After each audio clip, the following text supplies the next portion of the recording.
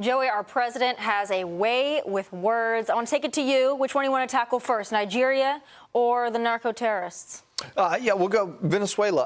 I think both of these are a part of Trump's plan to push back against China. I think there's two different places that China would would like to see inroads, and I think both of these are part of that overall strategy. I think that in Venezuela, asking him what his plans are, you're just kind of spinning him up to let him go, and we just saw that.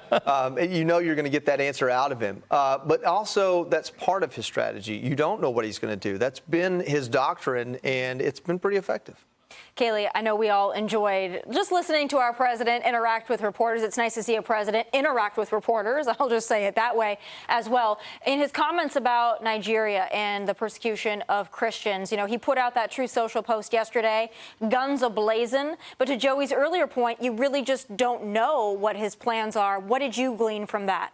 Well, and I think the fact that you don't know what his plans are is what makes him so effective, especially on the foreign policy stage, because it really does create a sort of tension and even a fear among other world leaders where they do feel spurred to action because they don't want to upset him. They don't want him to send U.S. troops to Nigeria. I guarantee you that the African nations do not want that.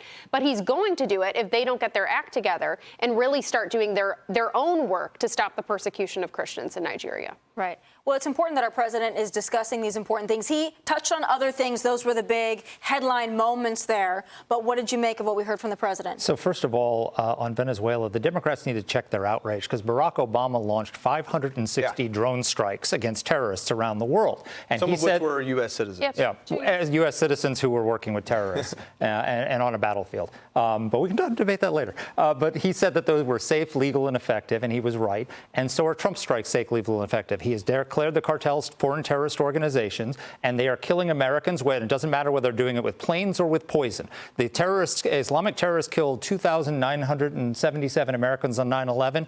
Narco-terrorists have killed 1.2 million Americans since 9/11 with the poison that they're sending into our country. And if Donald Trump wants to use military force to stop that from happening, God bless him.